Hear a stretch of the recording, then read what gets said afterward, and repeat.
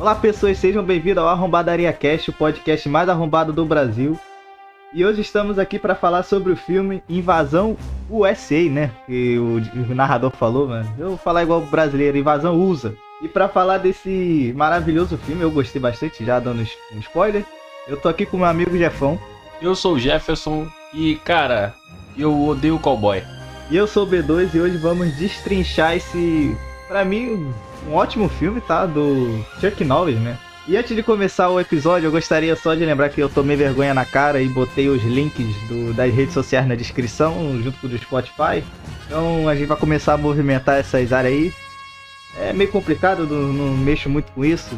Talvez meu amigo Jefão que tenha mais conhecimento que eu, mas por favor sigam lá.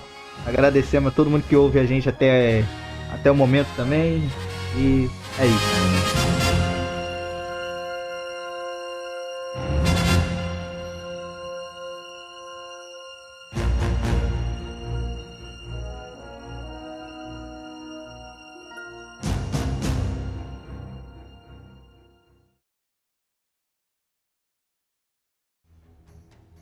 Invasão USA, Invasão aos Estados Unidos.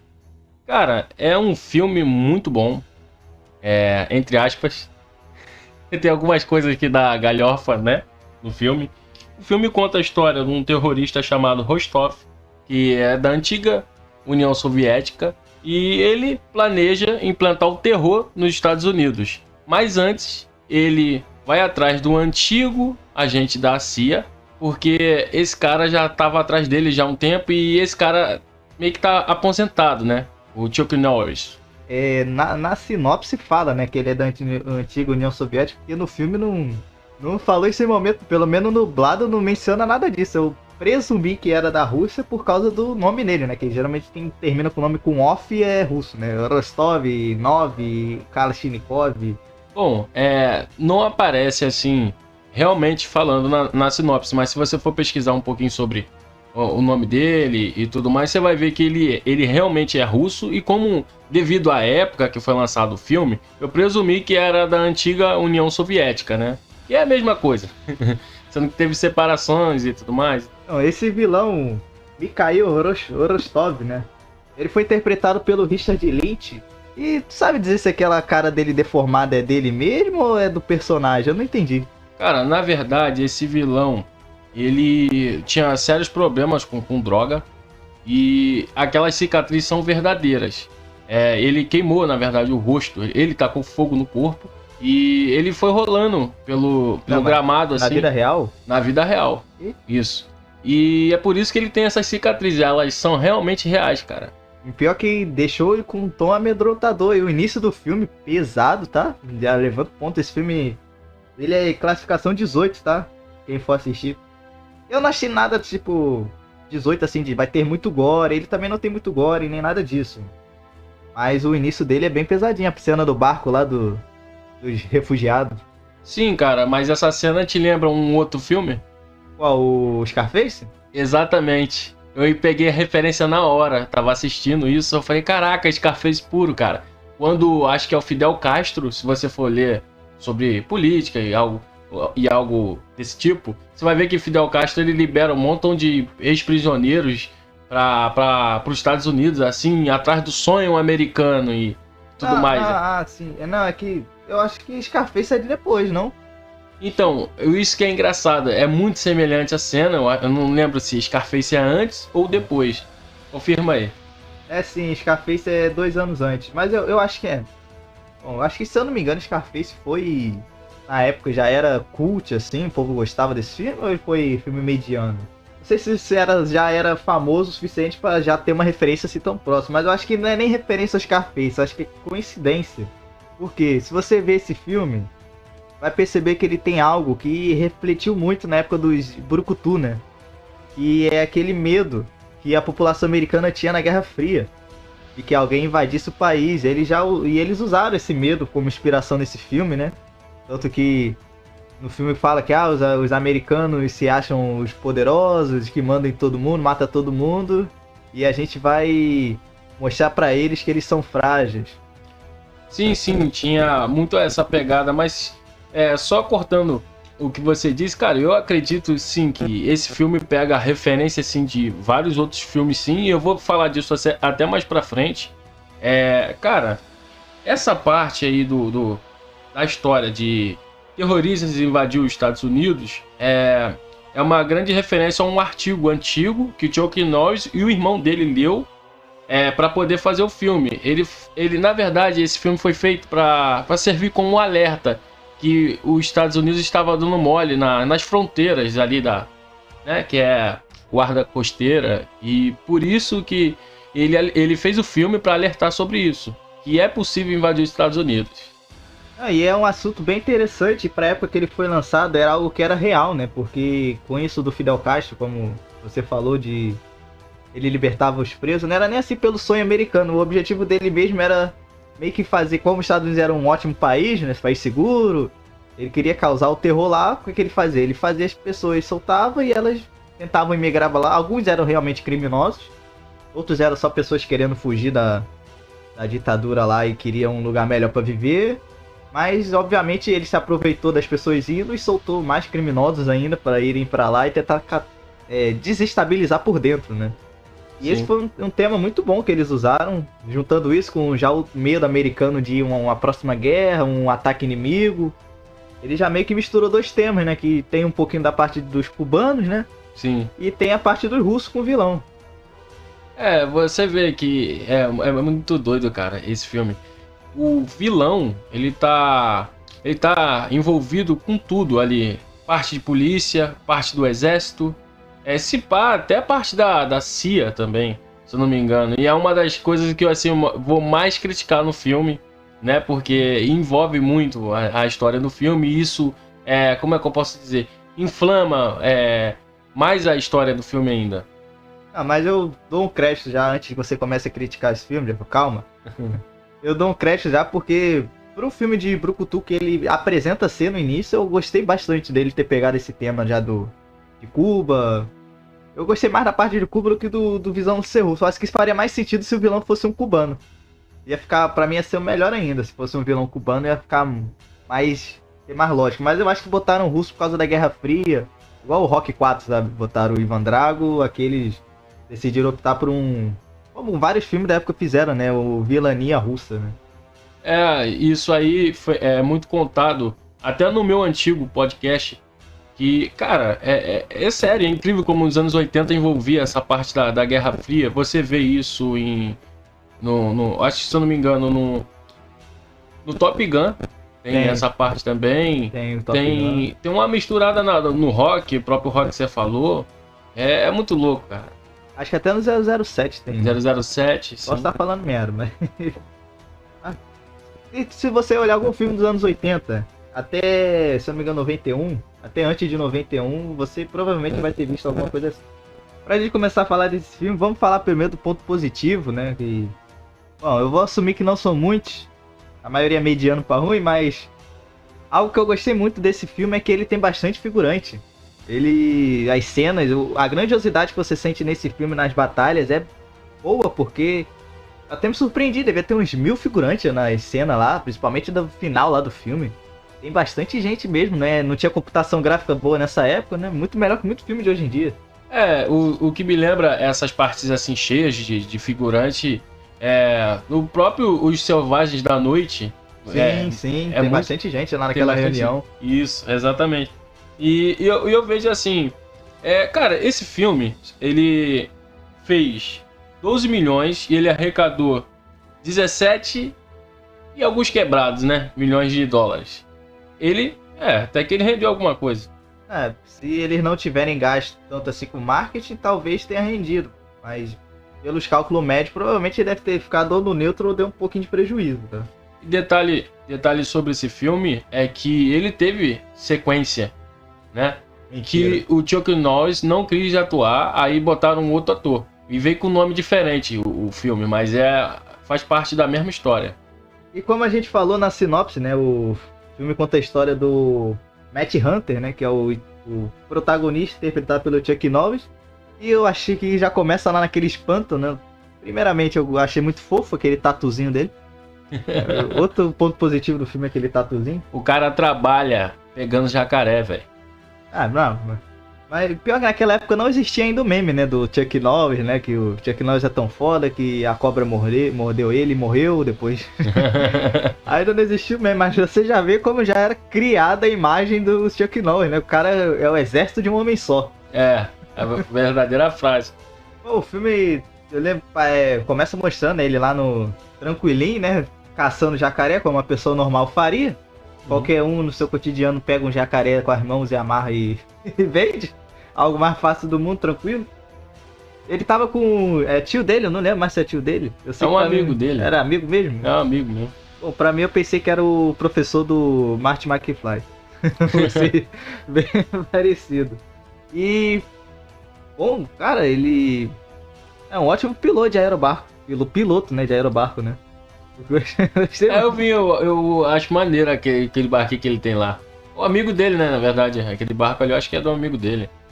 E quando ele morre, o amigo dele, ele leva aquele barco. Eu acho que era do amigo dele, não era dele não. Não, ele tinha o vermelho, que é o que começa lá na ceninha dele.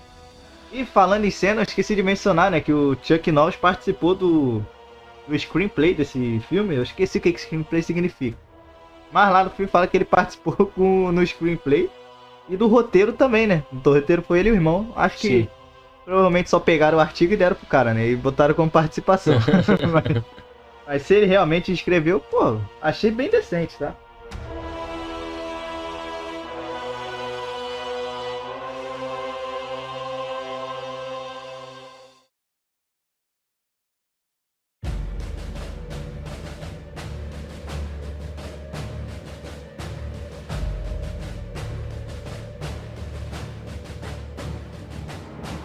O filme, como um bom filme de brucutu, ele carece bastante de atuação. Ele não tem nada, oh meu Deus do céu, digno de Oscar, mas outra coisa que a gente pode mencionar desse filme é que a dublagem ajudou muito ele. A dublagem, eu vi na dublagem original de São Paulo, creio que você também tenha visto. Eu não sei se tem outra, mas eu vi mencionando da dublagem original e imagino que tenha tido outra em algum momento, eu não consigo achar nada sobre isso. Mas a dublagem é... Tô falando muito palavra dublagem. Resumindo que a dublagem é muito boa. E provavelmente deve ter salvo esse filme. Eu pensei em ver o original, mas quando eu vi aquele careca não, o calvo que ajuda o vilão russo, e ele falava e a boca não abria, eu falei, meu Deus, a atuação deve ser bem mediana. Outro cara que não tem expressão facial, é estranho. Sim. Esse cara deve ser cubano, ele não é russo esse cara. Cara, ele parecia que tava vivendo em Poker Face, aquela cara com a boca reta assim. Porque eu entendo que a dublagem tem que adaptar o som com movimento labial. Mas então se o cara fosse adaptado sendo o cara ia ficar ele não abre a boca. Cara, falando de som, cara, se você reclama de filmes assim com áudio baixo, caraca, esse filme é muito alto, cara. Tu achou alto? Eu acho muito alto. Pelo menos é que eu ouvi, o filme que eu vi, eu falei, caraca. Pior que eu não lembro se eu não nem percebi isso se o meu fone tava alto ou baixo, mas provavelmente meu fone tava baixo então e eu nem notei. Mas falando em áudio, assim, em áudio em geral, o filme é bem feito no áudio também, os efeitos sonoros é bem decente. Uma coisa que me incomodou não é nem o efeito sonoro, é o visual da arma. Eu não sabia que fogo era azul. Tipo, nunca vi arma dando tiro e sendo fogo azul, cara. É, arma futurística. Caraca, cara, ele dava tiro, a arma brilhava azul. Tá muito quente, vai derreter a arma pra ter um fogo, a temperatura tão alta assim. Mas recomendo isso aí. Esse é um filme que tu olha, tu vê a cara de teu avô assistindo. Eu imaginei meu avô sentado vendo esse filme. Tipo, esse cara é foda. Todo mundo dá tiro nele, mas ninguém acerta. Impressionante, cara. Impressionante. A cena do shopping. Como que ninguém acertou tiro naquele arrombado? Ele entrou de carro no shopping, parou, bateu. E ele não se abaixou na cadeira. Ele não se abaixou e ninguém acertou nem no vidro. Muito menos nele. Eu acho que fiquei impressionado. E levantando já o ponto desse carro aqui pra enganchar, ele percebeu que depois que tem a cena da perseguição, ele volta pro shopping e pega o carro de volta, porque na próxima cena ele tá com o mesmo carro. Uhum. Tipo, ele largou o carro dentro do shopping na cena do crime, perseguiu com aquele Mustang conversível, sim, matou o cara, voltou, pegou a caminhonete de volta e na próxima cena tá com a caminhonete. Tudo doido. E, cara, essa parte das cenas de shopping, de casa sendo explodida, E aquilo ali não é nada de efeito especial, não. Aquilo aí foi real mesmo. Não. É sério, é Tá falando sério. que explodiu uma casa de verdade? Não, ele explodiu. É maquete, pô. É tipo, eles explodiram a casa de verdade porque eles iam fazer uma pista de pouso. E no caso do shopping, eles iam fazer. Ia reinaugurar aquele shopping. Ué, vai reinaugurar com ele quebrado, destruído? É, alguma porra assim, tá escrito lá. Não, provavelmente o shopping foi marketing só, né? Ó, gravaram o filme aqui, ó. Não sei o quê. Aham. Até que eu prestei atenção nisso. O shopping faz sentido, porque ele não quebra nada do shopping. Ele quebra só uma parede no início, mas depois ele só sai atropelando as coisas do caminho. Sim. Eu falei, pô, esse carro não vai bater na pilastra, na parede? Ele só quebra a standzinha de madeira do meio do caminho. Eu falei, ó, se os caras querem bater pra derrubar o cara do carro, ele vai jogar na parede dura, não. Quebrou só as coisas leves, né? Não faz sentido nenhum.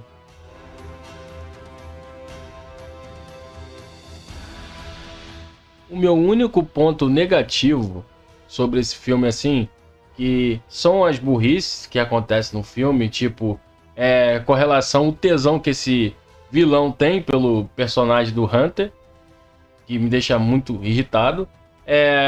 Tomada de decisão que ele tem no filme, por exemplo, aquela cena final lá que ele leva, não sei, trocentos caras da gangue dele lá pra... E ele leva os caras, sei lá, numa maracutaia, porque ele é cercado, a gangue dele toda é cercada pelo exército, e isso me incomodou um pouco, entendeu? Pô, pra pegar um homem só, cara, ele levou o exército todo. Não, eu até entenderia ele ter invadido, porque na cabeça dele ele ia pegar o Hunter, né? Sim. Ia pegar o Hunter ao mesmo tempo que ia já matar todas as autoridades, né? Que eles já entraram pra fuzilar todo mundo. Até faria um pouco de sentido, mas mesmo assim ainda acho um plano suicida, né? Mas pra mim o plano suicida começa já do ponto de partida. Porque no início do filme, no início não, mas na cena do barco lá da praia, que parece a Normandia sem ninguém, tipo, para os barcos e desce os soldados.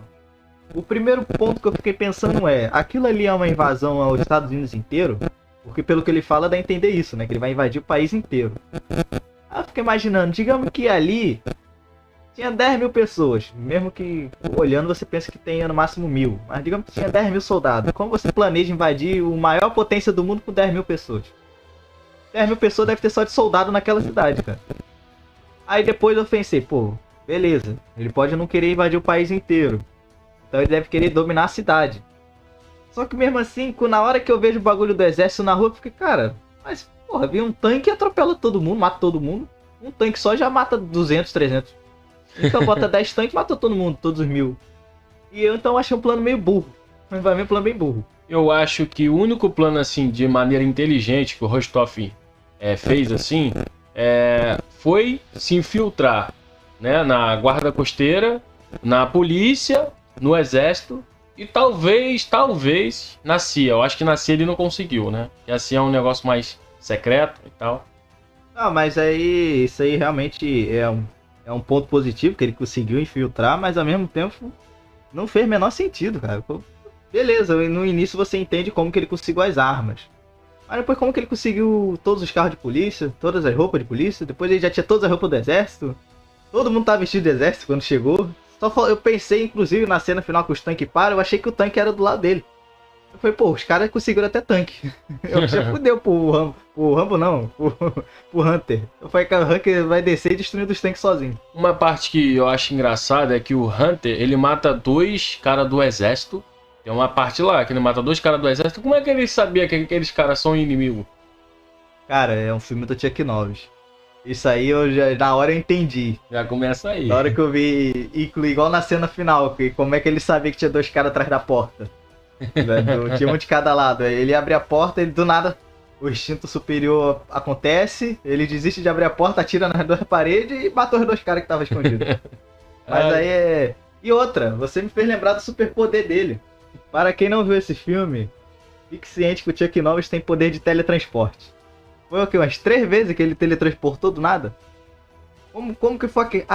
Lembra da cena da igreja? Sim.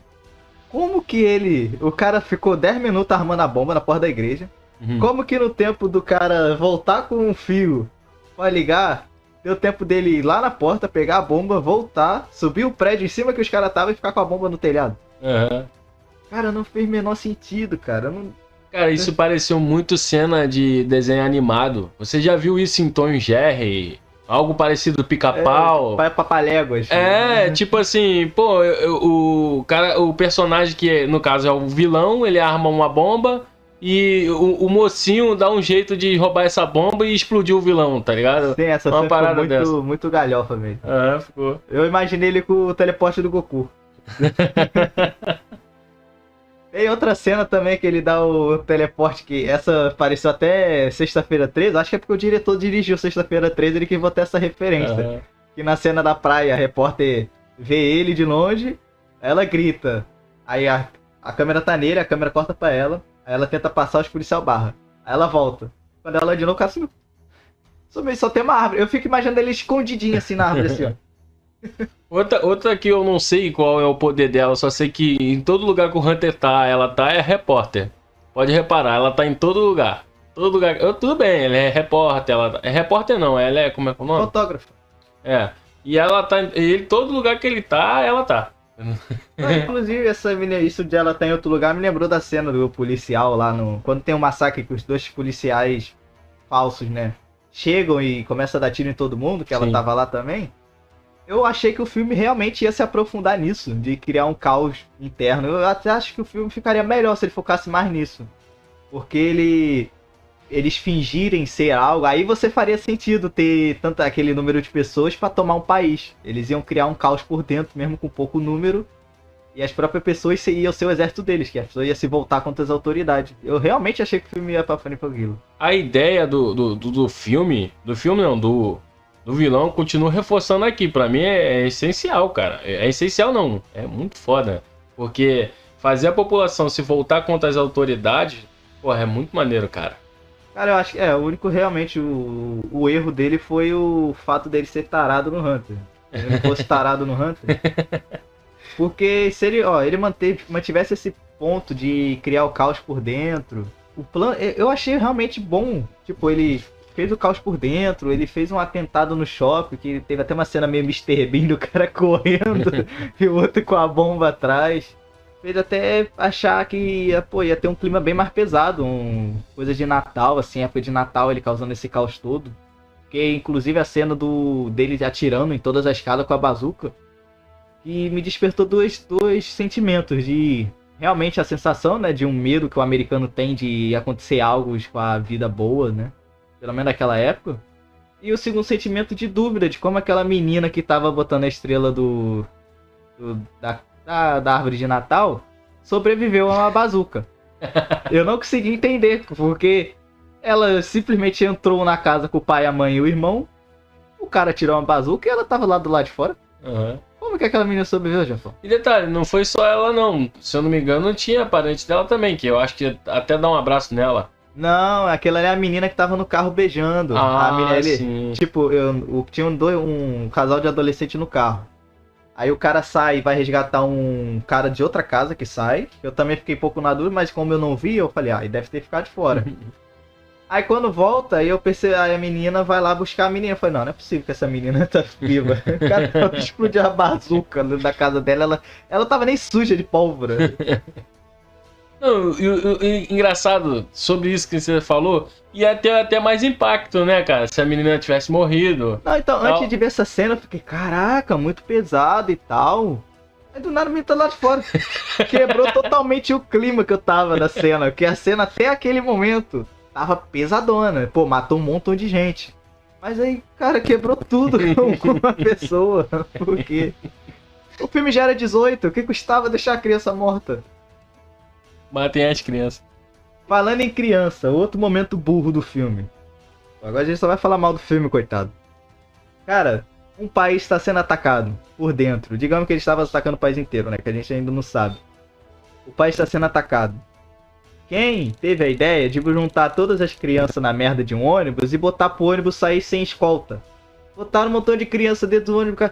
Não, eu não vou julgar tanto os pais fizeram, porque aqueles mesmos pais foram os burros que decidiram ir pra igreja com a lei marcial para não sair de casa, né? Sim, sim. Cara, que idiotice. Espera, deixa eu falar primeiro da igreja que agora fiquei puto. Por que os caras estavam se arriscando pra ir pra uma igreja, cara? Explica, Jeffão, por quê? Por quê? era o lugar perfeito. Inclusive, eu achei que os caras iam entrar na igreja e fuzilar todo mundo. Eu achei que ia ser a cena. Mas não, eles decidem botar a bomba na porta. Eu falei, vai explodir a porta e ninguém vai sair. Beleza. Mas por que os caras... E tu viu que a explosão era curta, né? Porque explodiu do outro lado da rua, só explodiu um carro. É. Então só ia destruir a porta, eles iam sair pelos fundos. E depois dessa burrice, eles decidem juntar as crianças, botar no ônibus pra sair e pra ajudar o rádio anuncia. O rádio anuncia que os pais estão juntando as crianças e mandando pros campos. Aí eles, surpreendendo o total número de 0 pessoas, decidem explodir o ônibus de toda a criança. Mas, graças a Deus, o Chuck Norris com o instinto superior lá, ele percebeu a 2 km de distância que os caras tinham colado uma bomba do lado do ônibus e chegou lá do lado do ônibus e arrancou. E essa cena é muito engraçada, que ele volta e devolve. Vocês esqueceram alguma coisa? Cara, teve que ter algo assim cômico no filme porque a gente ultimamente só tem falado de personagens assim, de filmes que aparecem por aqui no nosso programa, que o cara não tem expressão facial nenhuma, né, cara? É a mesma coisa de Chuck Norris, tanto do Philander, que a gente acabou de falar. Eles não sabem interpretar, cara. É sempre a mesma cara, não muda, entendeu? Então, nesse filme teve que ter alguma coisa cômica, alguma coisa que faça a gente rir, cara. E foi engraçado mesmo essa parte. Mas dos últimos filmes que a gente falou, não que a gente tenha falado de tantos filmes assim, né? Mas dos últimos filmes que a gente falou, esse aqui é o que eu mais gostei. Eu admito que esse aqui é o que eu mais gostei. Não que os outros eu tenha desgostado. Mas esse aqui foi o que menos me afetou. Eu acho que pela dublagem também. Eu gostei tanto da dublagem que... não fiquei com tanta raiva assim.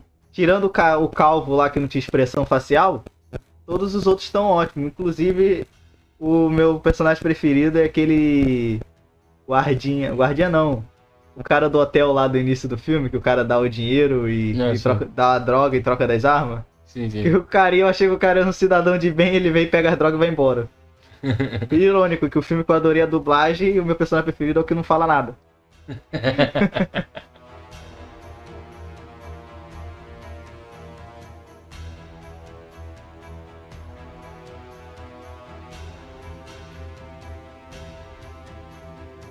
Bom, esse filme ele não tem coreografia, porque ele não tem nenhuma luta relevante de soco, né?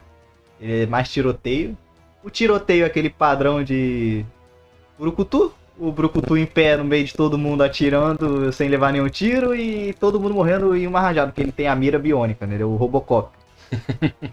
E tem a cena final dele na sala do escritório, que é a única cena do filme que as armas não tem munição infinita. O filme inteiro as armas têm munição infinita, mas chega na cena final, não sei se tu percebeu, ele realmente começa a trocar bala. Eu vi ele com 2 cartuchos na cintura, eu falei, pô, será que ele vai usar? Porque a bala tinha munição infinita até ali. E aí ele foi trocando e foi ficando sem bala. Um detalhe que percebi dessa cena é que enquanto tá rolando um tiroteio lá fora, com a gangue do cara, do Rostov, lá dentro não tem barulho. Tá tudo em silêncio. Tinha um tanque dando tiro do lado de fora do prédio. E dentro do prédio estão... os caras têm a melhor parede acústica. Aposto que após aquilo ali eles fizeram um estúdio dentro daquele prédio. Falando em tanque, outra coisa que eu percebi nesse filme é que todo mundo tem tara em bazuca, cara. Tem bazuca no início do filme, quando eles explodem a casa do Chuck Norris. Sim. Tem bazuca na cena do shopping. Não é bazuca, mas é lança-granada, né? Tem, inclusive, como é que eles erraram a lança-granada no carro dele, né? O carro dele também é imune a tiro. Sim. Agora que eu lembrei que o cara deram uns 3, 4 tiros de lança-granada, não pegou no carro, na frente deles. Tem bazuca no helicóptero que o Chuck Norris atira. Então, isso aí é uma das referências também. O quê? Eu peguei assim, tu pega Rambo 2, você vê a cena que o Rambo, ele tá meio que desmaiado no helicóptero. E do nada o Rambo tira uma bazuca do rabo, sei lá, mano, e atira no vilão. E outra, é muito parecido. Lembrando também, a bazuca também tem munição infinita.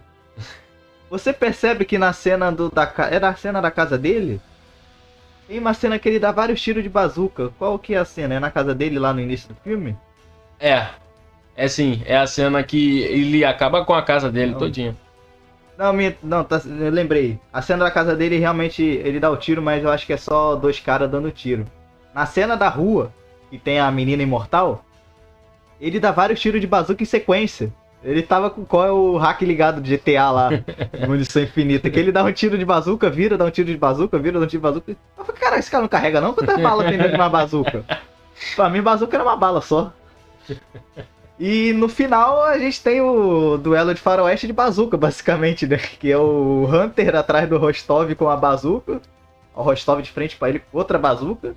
E não sei se você percebeu, na ceninha, essa última cena do filme, literalmente, quando ele explode o Rostov, tu vê os pedaços do corpo voando. Eu vi. Eu vi uma cabeça de boneco saindo pela janela. Parecia a máscara do Fred. Cara, mas esse filme não tem muito o que falar, cara. Esse filme é bem mais assistir. Eu fui burro de ter sugerido ele. Ele foi mais um filme pra gente se divertir vendo, cara, do que comentando. Esse filme eu achei um bom filme. Ele tem a nota de 5,5 no IMDb, tem 12% no Rotten Tomatoes, mas a gente sabe que nada disso importa. O que importa é a nossa opinião. Qual é a sua nota, Jeff?